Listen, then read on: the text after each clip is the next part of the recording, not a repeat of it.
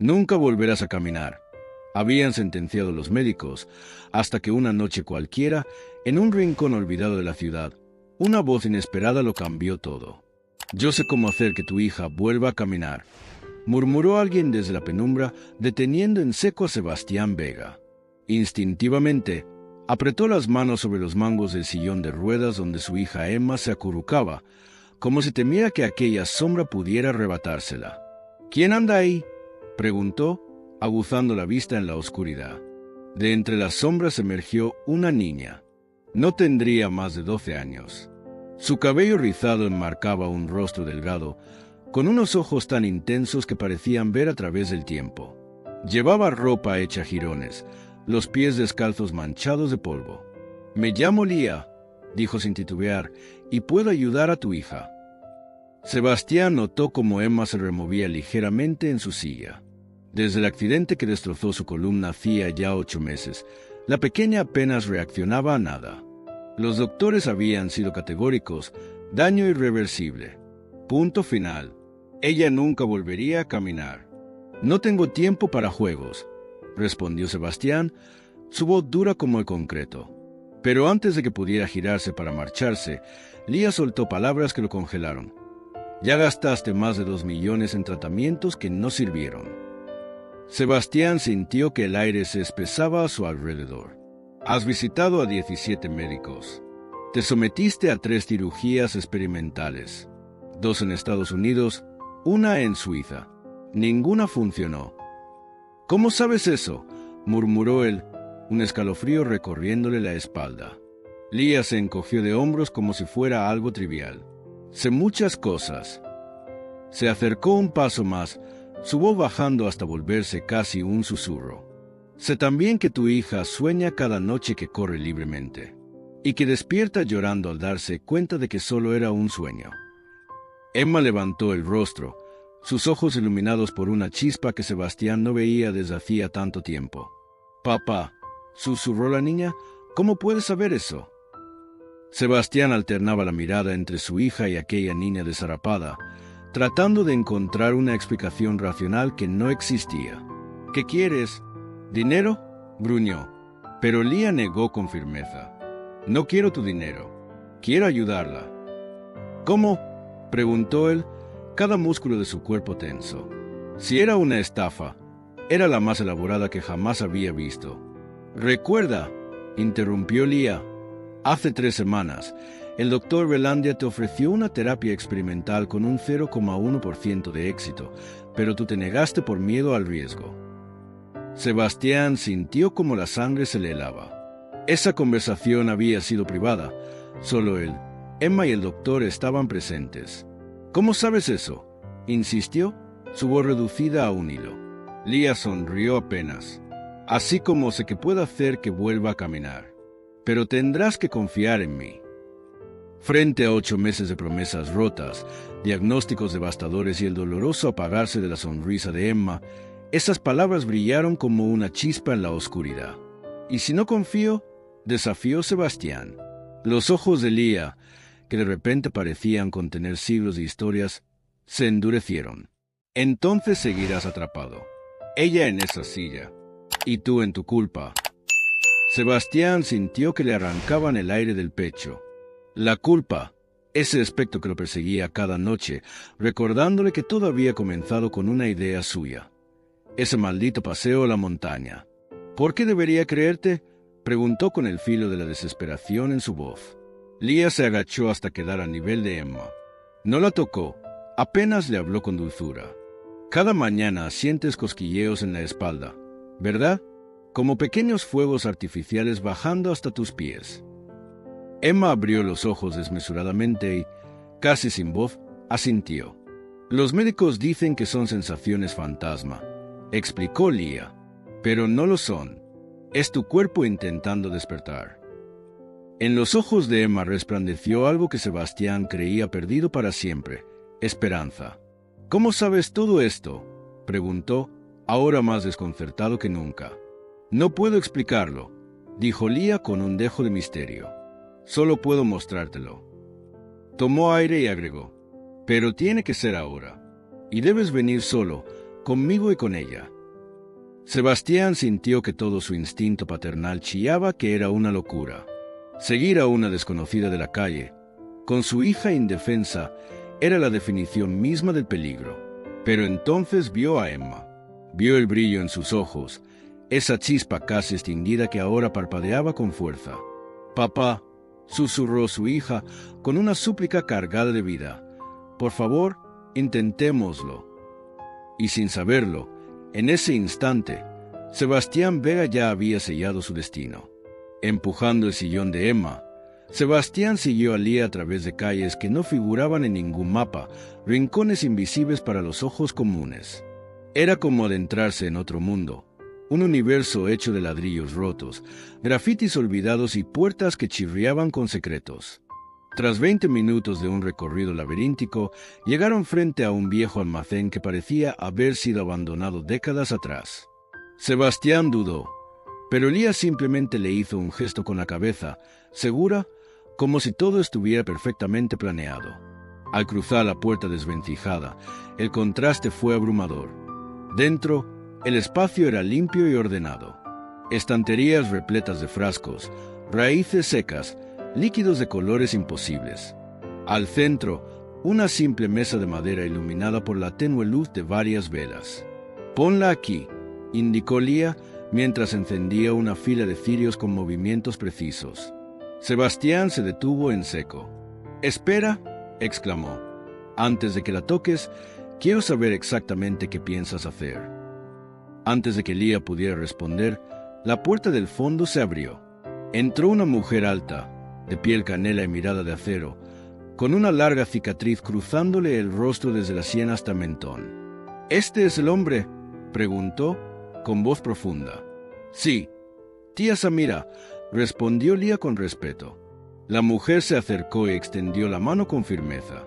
«Samira, enfermera del Hospital Central y tutora de esta pequeña rebelde». Sebastián aceptó el apretón de manos, aún sin bajar la guardia. «Entonces sabrás que esto es imposible», dijo, ladeando la cabeza.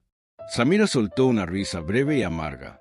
Alzó el dobladillo de su pantalón, revelando una prótesis que reemplazaba parte de su pierna.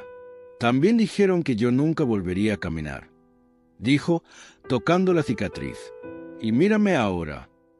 Sebastián sintió que su escepticismo tambaleaba. «¿Cómo es posible?», balbuceó. Samira sonrió apenas. «Hay saberes que el dinero no puede comprar, señor Vega. Saberes antiguos que fueron enterrados, ridiculizados, quemados en hogueras, pero que nunca se extinguieron». Se inclinó hacia Emma con la delicadeza de quien entiende el dolor. «¿Puedo?», preguntó, señalando su rodilla. Emma, tras un breve titubeo, asintió. Lía colocó suavemente sus manos sobre la pierna de la niña. Cerró los ojos, y durante un minuto que pareció eterno, no se movió ni un milímetro. Finalmente, habló en voz baja. «Las células no están muertas, solo están dormidas, y la memoria de sus músculos sigue viva, esperando despertar». Samira sacó de una de las estanterías una pequeña botella de vidrio oscuro. «Este preparado reducirá la inflamación y reactivará la comunicación entre los nervios», explicó. «Una mezcla de hierbas ancestrales y algo más que nuestra familia guarda desde hace generaciones». Sebastián tragó saliva, abrumado. «¿Son curanderas?», preguntó, sin saber si eso era una falta de respeto. Samira soltó otra breve carcajada. «Puedes llamarnos como quieras. Nosotros nos consideramos guardianas de un conocimiento que la medicina moderna apenas empieza a redescubrir». «¿Y por qué esconderse?», insistió Sebastián. «¿Por qué no trabajar en hospitales, salvar a más personas?». Samira acarició la cicatriz de su rostro. «Lo intentamos, pero cuando presentamos nuestras técnicas, se rieron de nosotras. Luego intentaron robar nuestras fórmulas. Cuando nos resistimos, pagamos el precio». Su mirada se endureció, la herida visible y la invisible palpables en el aire. Lía continuó revisando a Emma, tocando con delicadeza puntos clave de su columna. «Aquí», dijo finalmente, marcando un lugar concreto en la espalda de la niña. Aquí empezaremos. Sebastián, con el corazón acelerado, apenas podía creer lo que veía. Ningún médico, ningún especialista había identificado jamás un punto específico de origen. Será un proceso de 3 semanas, explicó Samira, 2 horas cada día. Sebastián asintió lentamente, pero una vieja costumbre saltó en su interior. ¿Cuánto costará?, preguntó, sacando instintivamente su cartera. Samira negó con la cabeza. No queremos tu dinero. Sacó en cambio un viejo portafolio de cuero gastado, de donde extrajo un expediente. Queremos algo mucho más valioso, tu compromiso. Queremos que ayudes a fundar una organización que proteja este conocimiento, para que ningún niño jamás tenga que sufrir en las calles sin acceso a una cura. Sebastián hojeó los documentos. Estaban listos: estatutos, protocolos, registros. Todo lo necesario para crear algo real y duradero. Pero justo cuando iba a preguntar algo, Emma soltó un pequeño grito. «¡Papá!», exclamó, los ojos desbordados de emoción. Sentí mi pie. Se movió. Sebastián dejó caer los papeles de sus manos. Ahí estaba, el dedo gordo de Emma. Temblaba. El primer movimiento en 8 meses. Las lágrimas, contenidas demasiado tiempo, cayeron finalmente por su rostro. Y en su pecho, algo más grande que la esperanza comenzó a crecer. Era la certeza de que todo estaba a punto de cambiar. Sebastián apenas podía creerlo. El leve temblor en el dedo de Emma era pequeño, casi imperceptible, pero para él era como presenciar el nacimiento de un nuevo universo. Samira sonrió con serenidad. «Esto es apenas el principio», dijo mientras recogía los papeles que habían caído al suelo. «Pero necesitamos tu promesa, Sebastián. Cuando Emma vuelva a caminar, te comprometerás a proteger este legado». Él alzó la vista, viendo a su hija, su pequeña guerrera, iluminada como si toda la luz del mundo se hubiera concentrado en ella. No necesitaba pensarlo. «Ya no, lo juro», murmuró, su voz temblando por la emoción. Lía y Samira asintieron en silencio, como si hubieran esperado esa respuesta toda su vida. A kilómetros de allí, en el despacho privado del doctor Velandia, la historia tomaba otro rumbo. El médico, sentado frente a su ordenador, hablaba en susurros por teléfono. «Sí, señor». Al parecer, Sebastián Vega encontró una solución poco convencional, informó mientras jugaba nerviosamente con su bolígrafo. Hizo una pausa, escuchando. «Entiendo. Tomaremos medidas». Colgó con el rostro tenso. Sabía que no era una advertencia, sino una orden. Mientras tanto, en el almacén convertido en santuario, la transformación ya había comenzado. Cada día, Sebastián y Emma regresaban al mismo lugar, sorteando calles olvidadas y esquinas peligrosas. Cada día, Lía y Samira trabajaban con la niña, masajes, infusiones, movimientos sutiles que parecían insignificantes pero que tejían, poco a poco, el milagro. Y Emma cambiaba. Primero, movió los dedos de ambos pies. Luego, pudo levantar una pierna unos centímetros. Y después, dio un paso tembloroso con ayuda de Lía. Cada pequeño avance era celebrado como si hubieran conquistado una cima. Pero no todo era júbilo. Sebastián comenzó a notar cosas extrañas. Autos desconocidos aparcados durante horas cerca del almacén, llamadas anónimas que se cortaban al primer timbre, intentos de hackeo a su correo electrónico. Sabía lo que eso significaba. Los grandes intereses, aquellos que lucraban con la enfermedad de miles, ya habían olfateado el cambio. Una tarde, mientras ayudaba a Emma a practicar sin la silla de ruedas, Sebastián encaró a Samira. «Ya lo saben, ¿verdad?», dijo, sin rodeos. Samira simplemente asintió, sin una pizca de miedo en su expresión. «Siempre supimos que este momento llegaría», respondió con calma. «¿Y qué haremos?», preguntó él, tensando los puños. Fue Lía quien respondió, entrando a la habitación con una resolución nueva en su voz. «Lo enfrentaremos. No nos esconderemos más». Su figura, aún pequeña, parecía irradiar una fuerza descomunal. Al caer la noche, Sebastián preparó todo. En su despacho, firmó los papeles para la fundación que Samira le había entregado. Fundación Arboleda, un refugio legal para proteger y compartir los conocimientos que podían cambiar miles de vidas. Los registros estaban listos, los fondos iniciales transferidos. 50 millones de dólares que Sebastián donaba sin pensarlo, como un acto de fe. Sabía que no bastaba con salvar a Emma. Era hora de salvar también a todos aquellos que el sistema había olvidado. Pero lo que Sebastián aún no sabía era que el enemigo no se rendiría sin dar batalla. Esa misma noche, bajo las sombras de la ciudad, 3 camionetas negras sin matrícula comenzaron a moverse hacia el viejo almacén. Y el verdadero enfrentamiento apenas estaba por comenzar. Las calles se estremecieron bajo el rugido de los motores. Las camionetas negras avanzaban como sombras vivas, devorando la distancia que las separaba del viejo almacén. Adentro, el ambiente cambió. Samira apagó las velas de un soplo. Lía, rápida como un latido, empujó a Emma tras un mueble grande, improvisando un escondite. Sebastián revisó su teléfono, alerta de intrusión. Zona Este. Ya estaban aquí. ¿Activaste el protocolo de seguridad?, preguntó Samira, su voz tensa pero serena. Sí, respondió él mientras sujetaba a Emma con fuerza. Pero no será suficiente si logran entrar. En ese momento, Lía, con sus grandes ojos brillando con determinación, se plantó frente a ellos. No vamos a escondernos. No esta vez, dijo con una convicción que parecía sacudir las paredes mismas del lugar.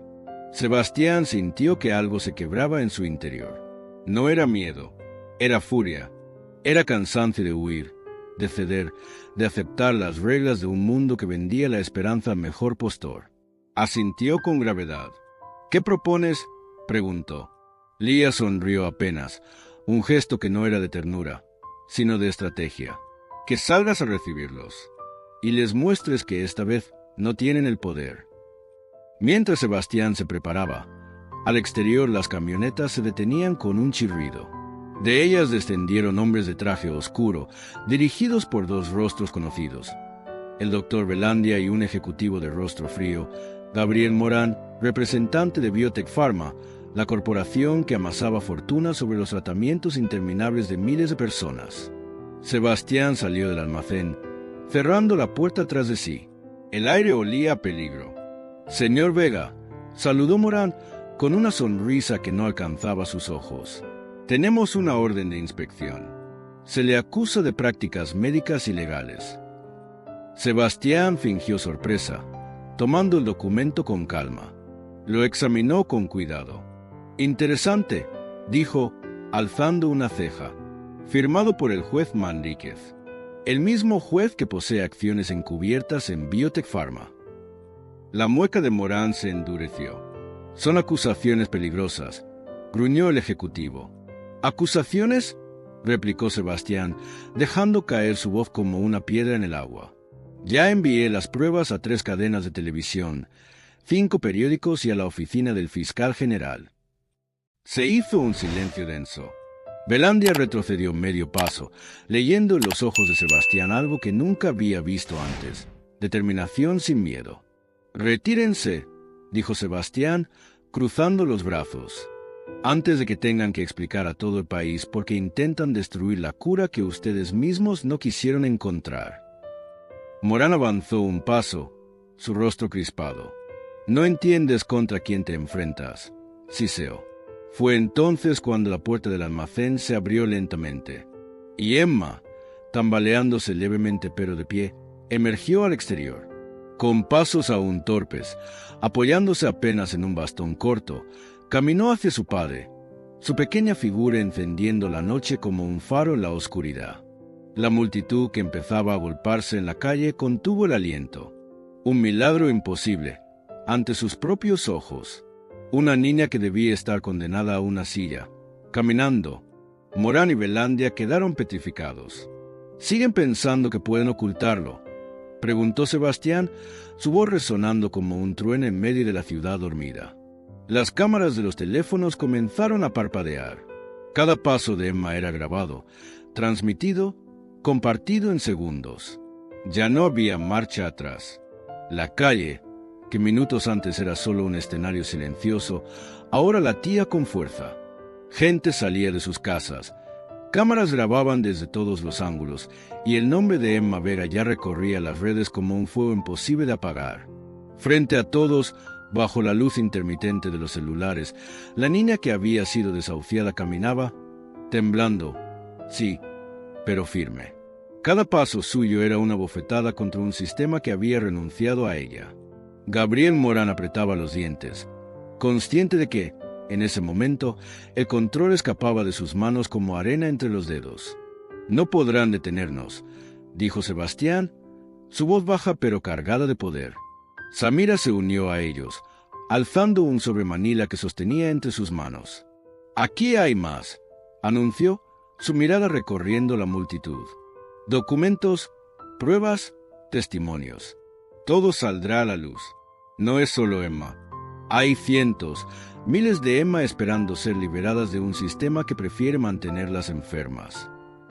Los hombres de las camionetas comenzaron a retroceder, no por órdenes explícitas, sino por algo más fuerte: el juicio de la mirada pública, el poder invencible de la verdad viralizándose en tiempo real. En ese instante, Lee avanzó hasta colocarse junto a Sebastián y Emma. Su voz, aún infantil pero cargada de un eco antiguo, se alzó con una claridad cristalina. «Esto no se trata solo de una niña caminando. Se trata de devolver el poder a quienes fueron silenciados. Se trata de recordar que la verdadera medicina no es un negocio, es un acto de amor». Un aplauso surgió de entre la multitud, luego otro, y otro más, hasta que toda la calle vibraba en una ovación que parecía capaz de derribar muros. Morán y Belandia, derrotados, se dieron media vuelta, sus rostros consumidos por el miedo más grande, la verdad expuesta sin posibilidad de censura. Cuando las camionetas negras desaparecieron en la noche, la celebración estalló. Lágrimas, abrazos, gritos de alegría. Sebastián cayó de rodillas, abrazando a Emma, sintiendo por primera vez en mucho tiempo que respiraba vida de verdad. Pero Lian no celebraba. Desde la entrada del almacén, observaba en silencio. Sabía que aquel triunfo era apenas el primer paso de una guerra mucho más grande. Porque en las sombras, intereses todavía más poderosos ya comenzaban a moverse, dispuestos a hacer cualquier cosa para proteger su imperio de dolor y dependencia. La Fundación Arboleda se convirtió, en cuestión de semanas, en un símbolo mundial. Universidades, hospitales, científicos honestos se acercaron, ansiosos por aprender, por colaborar. Los métodos de Samira y Lía empezaron a documentarse, a validarse científicamente, derribando barreras que parecían inamovibles. Y Biotech Pharma, junto a otras corporaciones, se vio obligada a transformarse o caer. Pero a pesar de los avances, Lía sabía que lo más peligroso aún estaba por venir. En su corazón guardaba secretos que no había compartido ni siquiera con Sebastián. Secretos sobre un saber aún más antiguo, más profundo, capaz no solo de curar heridas del cuerpo, sino también las cicatrices invisibles del alma. Un saber que, si caía en las manos equivocadas, podría ser usado para controlar, dominar, destruir. Mientras las luces de la ciudad titilaban en la distancia, Lía miró a Emma, que ahora caminaba sin bastón bajo la lluvia tibia, y sonrió. «Este es solo el principio», susurró para sí misma, y en algún lugar del mundo, donde el poder y la codicia tejían sus redes en la oscuridad, alguien también lo sabía. La próxima batalla sería aún más brutal.